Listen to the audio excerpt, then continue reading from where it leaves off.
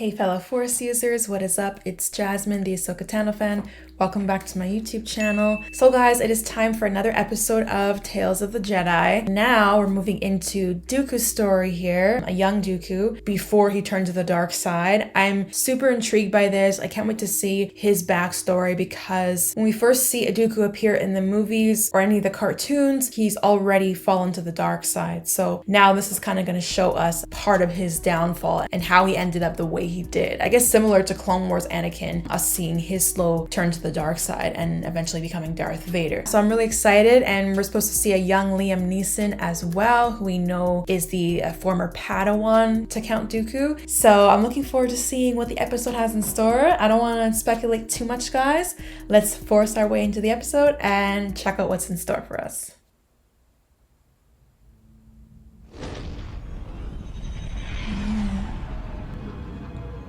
What I love about these shorts is because they're shorter, they really get right to the point. Oh, there he is. Arriving shortly, Master. Set us down well clear of the village. Yes, Master. Crazy. And I read that he's actually voiced by Liam Neeson's son, which is cool. This actually looks like the same planet that Mando met Ahsoka on in season 2 of The Mandalorian.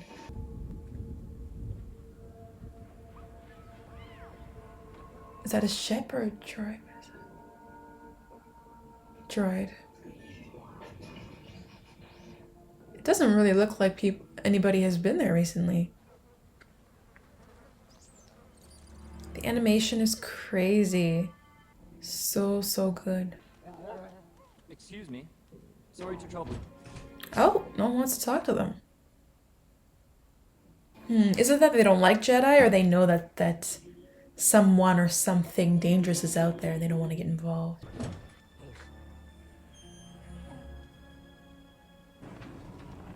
She came back out to look.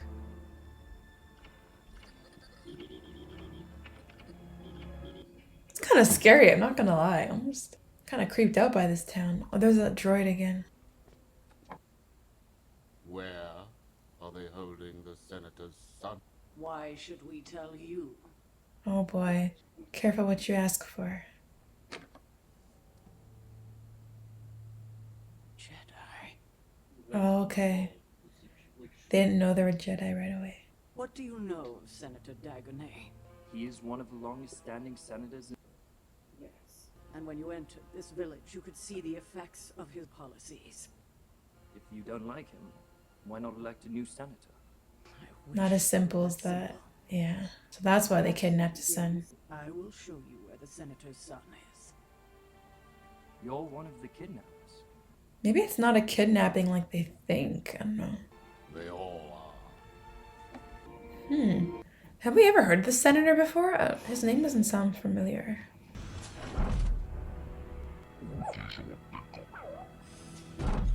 Is it possible they're leading him into a trap? He kind of looks like Lutz. are. Have you been treated well? For a prisoner, yes. It's not much of an ordeal, not compared to how these people are living. You were Shoot. not aware of these conditions. I rarely leave the capital. You don't blame them for abducting you. What choice do they have? Interesting. The senator, he's here. And he's brought soldiers. Well, what did you expect?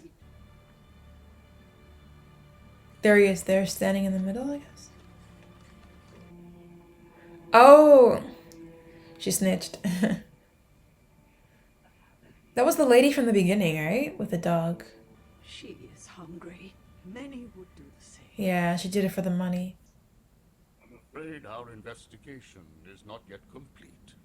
They abducted my son. Let me assure you, your son is in no immediate danger. I'll be the judge of that. Tricky situation, because, like, it's still his son, you know? Gotta give the guy his son back. And then talk about the politics later. Step aside. We cannot. Serve the Senate. This is where Dooku starts kind of We serve the people of this republic. having, like, a moral conflict. Oh, it's not gonna end well. Oh, man. Who's gonna fire first? Them. Oh man. Damn. He really looks like Lux. I can't get over it. Shit.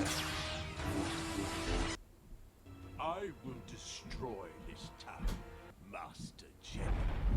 Oh! Is he force joking him? Oh man. Is he gonna kill this guy? Kinda looks like it. Go, save your father. Stop! Master. Couldn't they have done that at the start though? See the dark side coming out though. How could you do this? These are your people. Huh. Giving him some food for thought. I will not allow your suffering to continue. I promise. I guess they're implying that he'll be the next senator, I guess, when his father retires maybe? And he'll look out for them. I guess he'll talk to his father before that though. He's petting the dog. I wonder if any meaningful change will come of this. Your actions saved many lives. You're a much wiser man than I, Qui-Gon Jinn. That's not the first time they said his name this episode. Okay, nice. Okay, so interesting episode. I like the dynamic between Qui-Gon and Dooku there. It's kind of a tragedy because they actually seem to have made a very good team. But then, of course, we obviously know what happens with Dooku falling to the dark side. When the episode started, it kind of looked like almost like a creepy abandoned town. I think I kind of mentioned that in my reaction. But then you find out obviously there's more to the story. And the reason why it looks like a kind of creepy abandoned town is because, well, it has been abandoned by not by the people but by politicians, and their neglect, I guess, has resulted in really poor living conditions that drove them to the point where they, I guess, had to do a very drastic thing, which was abducting the son of the senator responsible for these living conditions to get his attention. And it did definitely get his attention. I'll definitely say though, I think that they probably should have brought the son out sooner before engaging in that gunfire, because I feel like that kind of cost the lives of the people almost unnecessarily. You saw some of them get gunned down there because,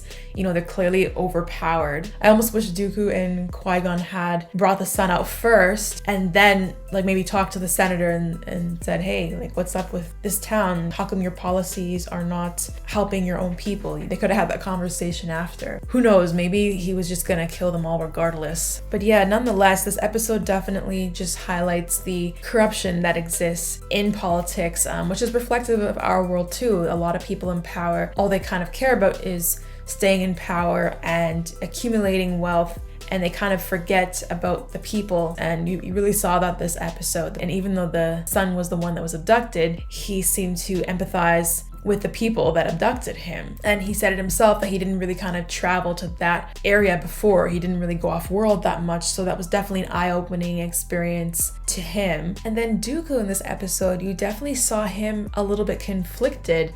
The senator said, stand down, you serve the Senate. And he said, no, I serve the people of the Republic. It's interesting seeing this side to Dooku because we've always known him as someone that felt with the dark side. But in this episode, you kind of almost see him in a more heroic light, kind of like Anakin in the Clone Wars. There's actually a lot of parallels there, which is ironic because they both were apprentices to Darth Sidious, right? Or Palpatine. But yeah, there's definitely similarities in Anakin and Dooku's story in the sense that they don't always agree with the Senate and the rules and what's allowed versus what's not allowed, but rather they both kind of believe in taking matters into their own hands and doing what they feel is the right thing.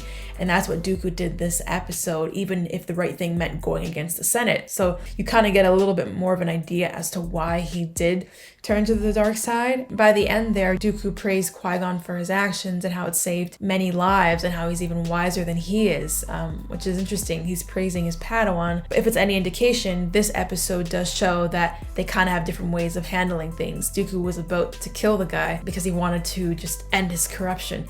But Qui-Gon is the one that showed mercy and returned his son to him to try and save the senator's life. They both are against the corruption, but they both have different ways of going about ending that corruption.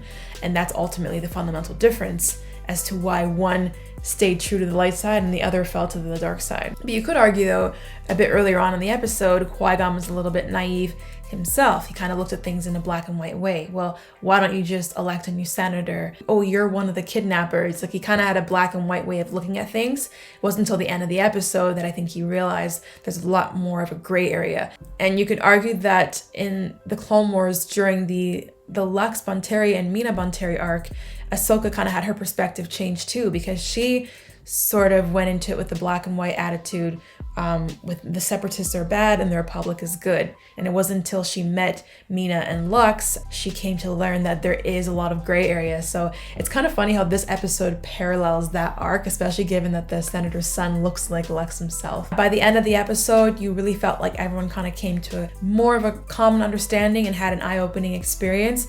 And that was even reflected symbolically in the dog. I felt like in the beginning, the dog was behaving very erratic in a very aggressive way. And then by the end of the episode, you saw one of the senator's men actually petting the dog. It's almost as if the dog kind of symbolized the people crying out for help, which was, I guess, symbolized by his aggressive behavior initially, versus having their calls for help answered by the end. And that's symbolized by the senator's men patting the dog. But yeah, guys, overall, great episode. Great start to the Dooku arc. You guys let me know down below in the comments what you thought of the episode, as always. And don't forget to leave a like and subscribe, guys. And I will see you shortly for the next episode of Tales of the Jedi. Until next time, guys, take care and see you soon.